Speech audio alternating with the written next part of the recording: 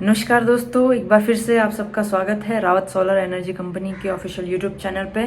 और सबसे first of all आप सबको बहुत बहुत धन्यवाद, क्योंकि आपका जो सहयोग है उस सहयोग की वजह से बहुत सारे लोगों के पास में हम पहुंच पा रहे हैं और बहुत सारे लोगों को अच्छी अच्छी जानकारी मिल पा रही है। और बहुत सारे हमारे किसान भाई ऐसे हैं जिनको कहीं ना कहीं अच्छा बेनिफिट जो है इसका मिल रहा है। सो आज का जो हमारा टॉपिक है वो नर्सरी से रिलेटेड है। नर्सरी से रिलेटेड, और नर्सरी में भी बहुत सारी चीज़ें आती हैं, बहुत सारी किस्म के पौधे आते हैं, पेड़ आते हैं।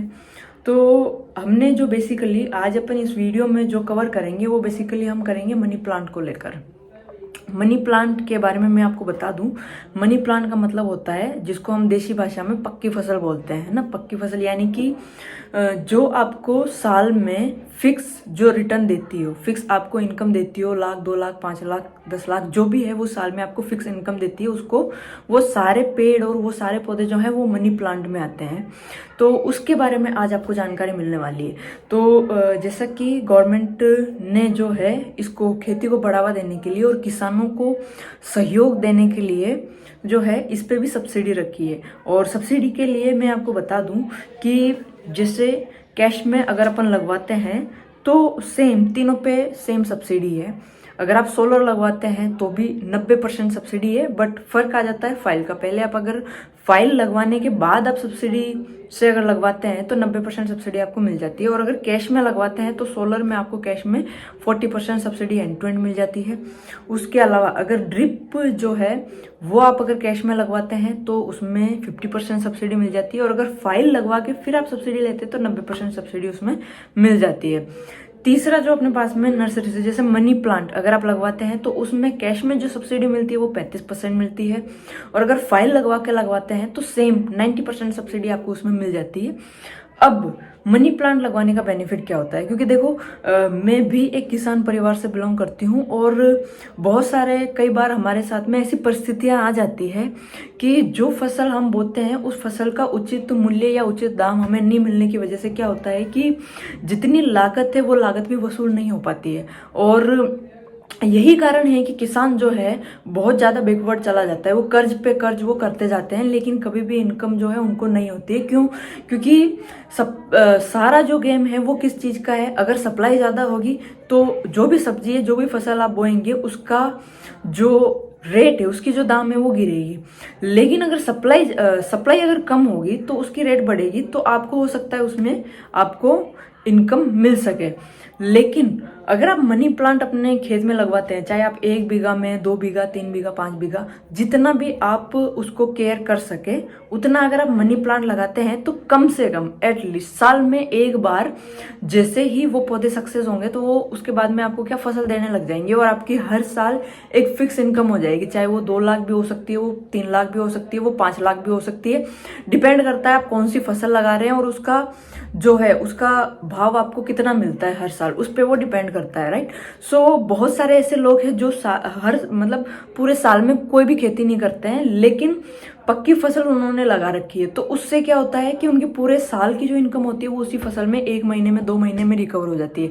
जैसे कि आप चाहे तो आप नींबू का एग्जाम्पल ले सकते हैं। बहुत सारे लोग हैं जो 5-5, 7-7 लाख रुपए भी एक ही सीजन में वो कमा लेते हैं। चाहे आप जामुन की फसल का एग्जाम्पल ले सकते हैं, मतलब कोई भी जो पक्की फसल होती है उसका आप एग्जाम्पल ले सकते हो। अब वो उनका जो मेन जो जिस पे वो डिपेंड रहते हैं वो इसी पे रहते हैं। जबकि ज़्यादातर किसानों के पास में अच्छी ज़मीनें भी होती है और पानी थोड़ा बहुत होता है, कभी नहीं होता है तो वो ड्रिप से काम चलाते हैं। तो आप सबसे मेरी हम्बल रिक्वेस्ट है कि आप जो है अपने जो भी जितनी भी ज़मीन है उस ज़मीन में अगर आपको फसल जो है आप बोते हैं उसका सही दाम अगर आपको नहीं मिलता है तो आपको एटलीस्ट 3 से 5 बीघा में पक्की फसल लगानी चाहिए। चाहे आप नींबू लगाओ, चाहे आप आंवला लगाओ, चाहे आप जामुन लगाओ, जो भी एरिया के और एनवायरनमेंट के हिसाब से जो सूटेबल हो वो आप लगा सकते हो। और उसी में जो है आपको अच्छा बेनिफिट और अच्छी इनकम आपको मिलती रहेगी। और दूसरी चीज़ ये है कि जैसे आप फसल लगवाते हो तो आप 2 तरीके से लगवा सकते हो। जैसा कि मैंने आपको पहले बताया, आप कैश में भी लगवा सकते हो। कैश में आपको 35% सब्सिडी जो है आपको इस पर मिल जाएगी।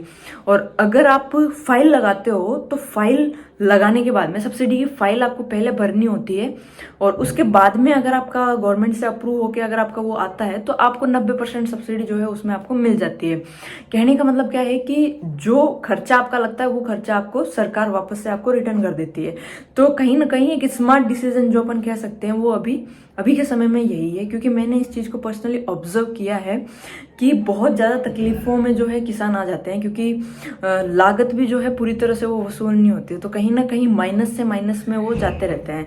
सो अगर सब्सिडी से रिलेटेड आपको और भी अगर कोई जानकारी चाहिए तो आप कमेंट सेक्शन में लिख सकते हैं। और इसके अलावा एक छोटी सी जानकारी मैं आपको और बता दूं कि जैसे एक सपोज दैट अगर आप नींबू की फसल आप लगाना चाहते हैं तो 1 बीघे में जो नींबू की फसल का जो खर्चा आता है वो लगभग 7,000 रुपये आता है। एक पेड़ आपको 5 फीट का मिलता है और वो 1-2 साल में आपको फसल देने लग जाता है। 5 फीट का पौधा अगर आप लगाते हो तो मान के चलिए एक पौधे की प्राइस आती है करीब 70 रुपये के आसपास आती है। और 1 बीघे में कितने पेड़ लगते हैं? 100 पेड़ लगते हैं। तो आपका अमाउंट 1 बीघे का खर्चा कितना आता है? 7,000 रुपये आता है। अगर आप 3 बीघे में लगाना चाहते हो तो 7 या 21,000 रुपये आता है, और उस पर भी आपको गवर्नमेंट सब्सिडी दे देती है। यानी अगर आपने 21,000 रुपये के पेड़ अगर आपने लगाए हैं तो वही सेम इतनी ही सब्सिडी, इतना ही जो है अमाउंट आपको आपके अकाउंट में गवर्नमेंट वापस भेज देती है। तो और अगर उसकी उचित देखभाल अपन करते हैं सही तरीके से, अगर उसको पानी वानी पिलाते हैं समय पे, जो खाद वगैरह चाहिए होती है वो अगर अपन देते हैं तो कहीं ना कहीं 1-2 साल में वो जो पौधा है वो फसल देने लग जाता है, तो आपका जो है वहाँ से रिकवर हो जाता है। यहाँ पे 2 ही चीज़ें लगती है, कोई हैवी इन्वेस्टमेंट नहीं है, कोई बहुत ज़्यादा लागत नहीं है, लेकिन आपको देखभाल की बहुत ज़्यादा ज़रूरत पड़ती है। अगर आप सही तरीके से उसको देखभाल करते हैं, क्योंकि आपको पता है खेतों में नॉर्मली क्या होता है, जानवर वगैरह आ जाते हैं तो नुकसान भी होता है, और उस नुकसान से बचने के लिए आपको उसकी सही से देखभाल करनी होती है। और अगर आप सही देखभाल करने के बाद में अगर आप 1 से 2 साल भी अगर आप उसको कर लेते हैं तो वो पौधा क्या है, वो एक पेड़ बन जाता है, वो सक्सेस हो जाता है। उसके बाद में वो फसल देने लग जाता है और उसके बाद में आपकी जो है इनकम वो स्टार्ट हो जाती है। और अगेन मैं आपको एक चीज़ कहना चाहूँगी कि जितने भी हमारे किसान भाई हैं, जो भी आप अगर इस वीडियो को देख रहे हैं, आप किसान परिवार से आप बिलोंग करें या नहीं करें, मेरी आपसे एक ही रिक्वेस्ट है कि आप ये वीडियो उन लोगों को या उन किसान भाइयों को भेजिए जिसको इसकी ज़रूरत है, क्योंकि अवेयरनेस नहीं है। जानते सब हैं लेकिन जागरूक नहीं है अपने जो भी वो फसल बो रहे हैं या जो भी चीज़ वो करते हैं उसके प्रति जागरूक करने वाला कोई नहीं है, क्योंकि बताने वाला नहीं है, राइट। सो मेरी आप सबसे रिक्वेस्ट है कि आप ये वीडियो को ज़्यादा से ज़्यादा लोगों से शेयर कीजिए, चैनल को सब्सक्राइब करना मत भूलिएगा। और सब्सिडी से रिलेटेड, पौधों से रिलेटेड अगर आपको कोई भी जानकारी चाहिए तो आप कमेंट सेक्शन में आप लिख सकते हैं, और ऑफिस के नंबर जो है यहाँ पे मैंने आपको दिए हुए हैं, आप डायरेक्टली उससे भी आप कॉल कर सकते हैं। पौधे जो है आप यहाँ पे कौन कौन से लगा सकते हैं, जैसे पपीता अगर आप लगाना चाहें तो वो आप लगा सकते हैं, चीकू का आप लगा सकते हैं, नारियल का आप लगा सकते हैं, आम का लगा सकते हैं, अंजीर, नींबू के जामुन का आप लगा सकते हैं, और इसके अलावा आप जैसे आंवले का भी आप लगा सकते हैं। तो वो आपके ऊपर डिपेंड करता है कि आप कौन सी किस्म का पौधा आप लगाना चाहते हैं।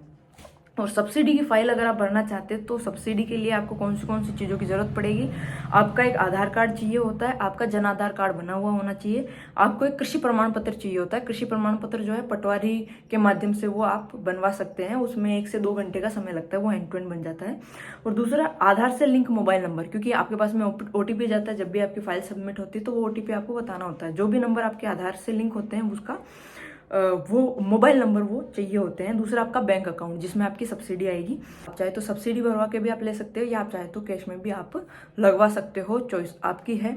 वीडियो अगर पसंद आया हो, अगर जानकारी आपको थोड़ी सी भी अगर यूजफुल लगी हो तो वीडियो को लाइक कर दीजिए, चैनल को सब्सक्राइब करना मत भूलिएगा, क्योंकि आगे आने वाले समय में और भी ऐसी जो है यूजफुल इंफॉर्मेशन आपको मिलती रहेगी। And thank you so much video को लास्ट तक देखने के लिए। Thank you so much.